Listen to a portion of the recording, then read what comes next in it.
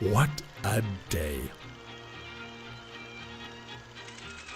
I'm feeling just in the mood for a scrap with a swarm of Americans. The weather is ideal, the sky is clear and cloudless blue. The pilots relax outside, enjoying the warmth of the first spring sunshine.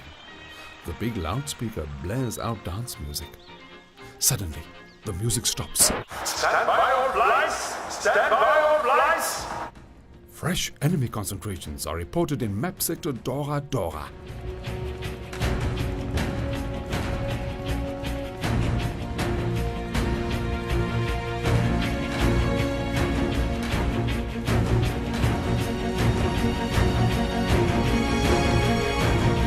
(10:55 hours). Take off all lights! Take off all lights! Canopies close. Mechanics swing the starters. My engine at once thunders into life. I turn to watch the others starting.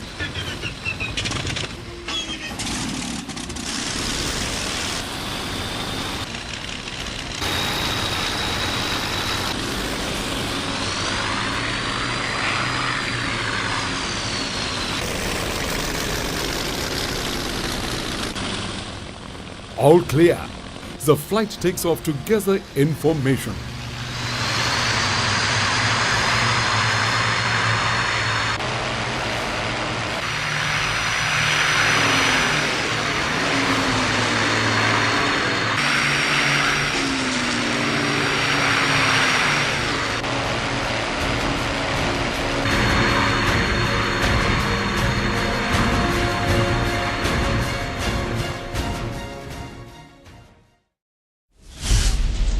Elba 1 through Fono!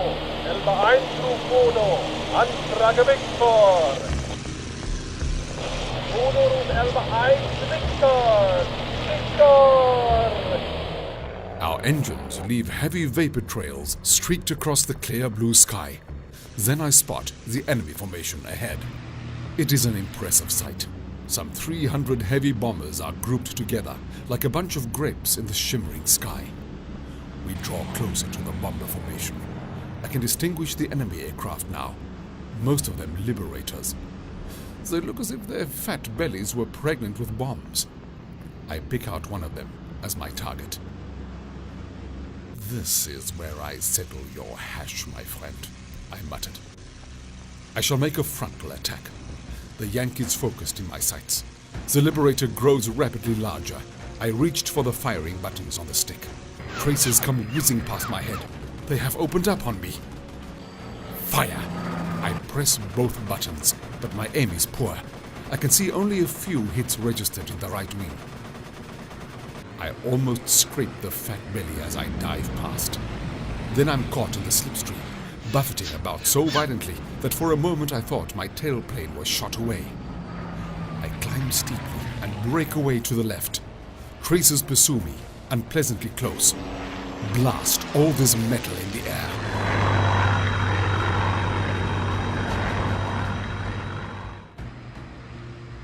I come in for a second frontal attack, this time from a little below.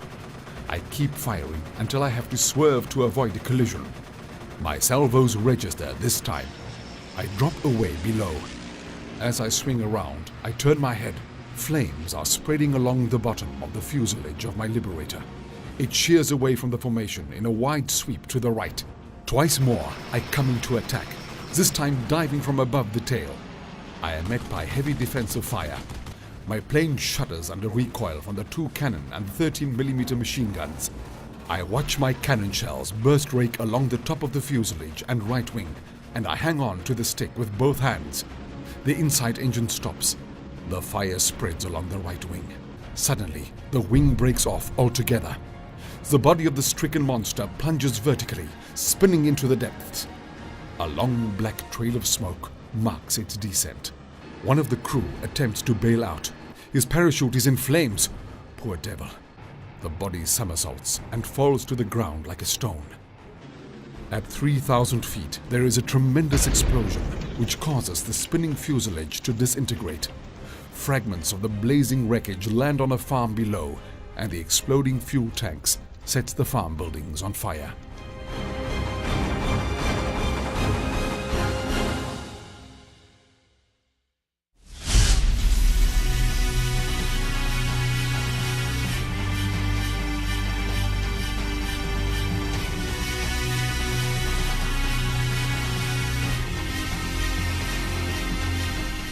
Enemy concentrations in map reference Dora Dora.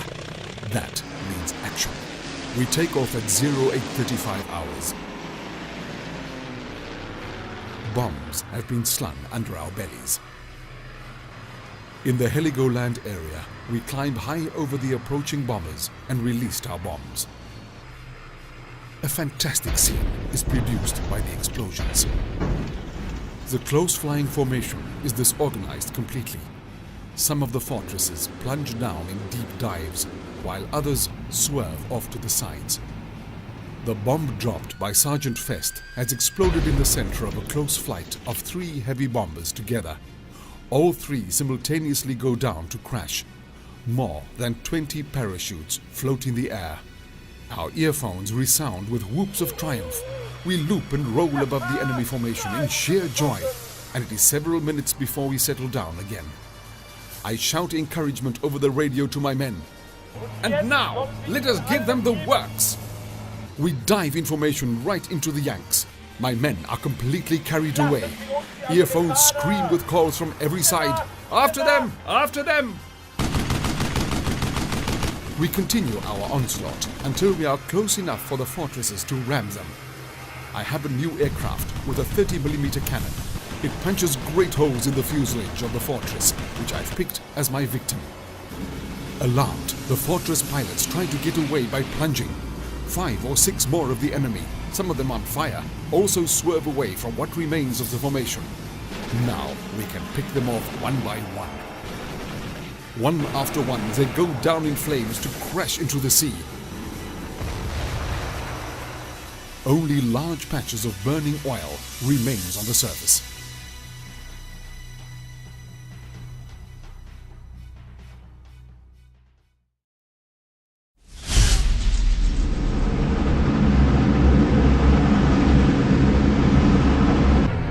Enemy concentrations in map reference sector Dora Dora. Once again, the time has come. I have a new aircraft. Aunt has been polishing it until it shines like a mirror. No doubt that will add another 10 miles per hour to the speed. 10:55 hours. Take off all flags! Take off all flags!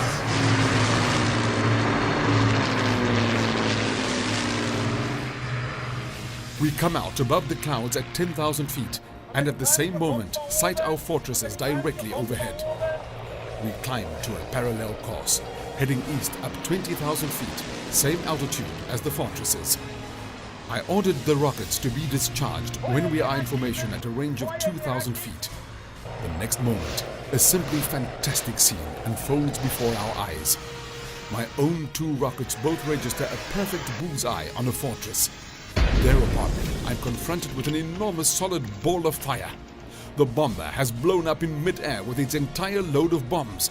The blazing, smoking fragments come fluttering down.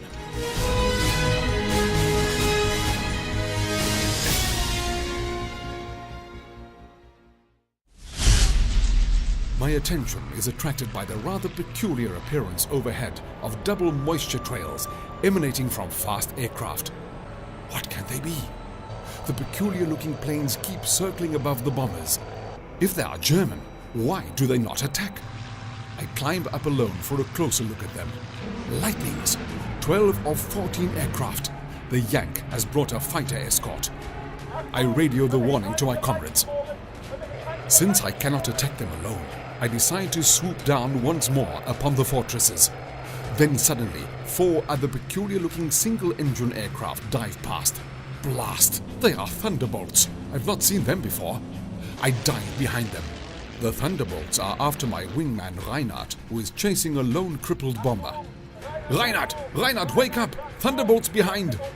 Reinhard does not reply, but keeps on calmly blazing away at his fortress. But now, the leading Thunderbolt is a perfect target in my sights.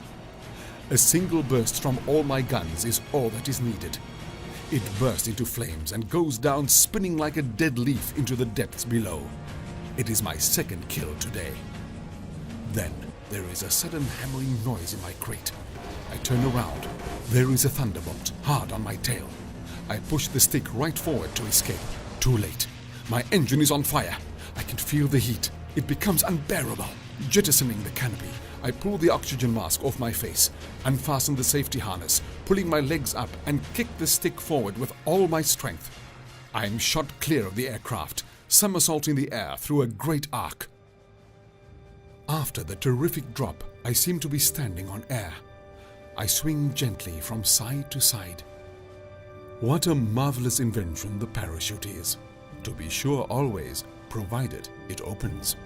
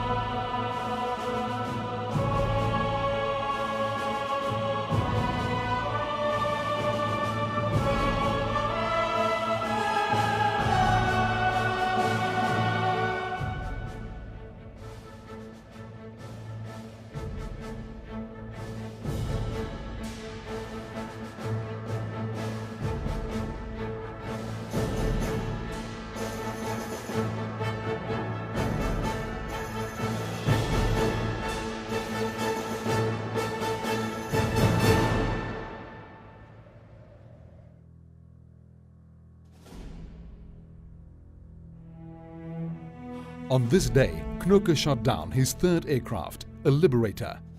Research indicated this Liberator to be Macy from the 44th Bomber Group, US 8th Air Force, piloted by Captain Howard Adams. 8 crew members, as well as a passenger journalist, were killed with this attack. The navigator and radio operator survived and were taken prisoner. This is the day that Knoke's flight of Jagdeswade 11 attacked the formation with bombs and their new 30mm cannon armament. Knoke's flight claimed 11 B-17s shot down. According to US archives, 10 B-17s were lost in the Heligoland area on this day, mainly from the 96 and 385 bomber groups, with a casualty list of 71 killed and 27 taken prisoner. Bomb attacks with timed fuses were mainly designed to break up the bomber formations, but this strategy was discarded by the Luftwaffe. Research indicates that Knoke's rocket attack destroyed the B-17 named Elusive Elsie of 94th Bomber Group. 10 crew members were killed. The Thunderbolt Knoke shot down on this day was from the 56th Fighter Group, piloted by First Lieutenant Harry Dugas. He was killed in action during this event.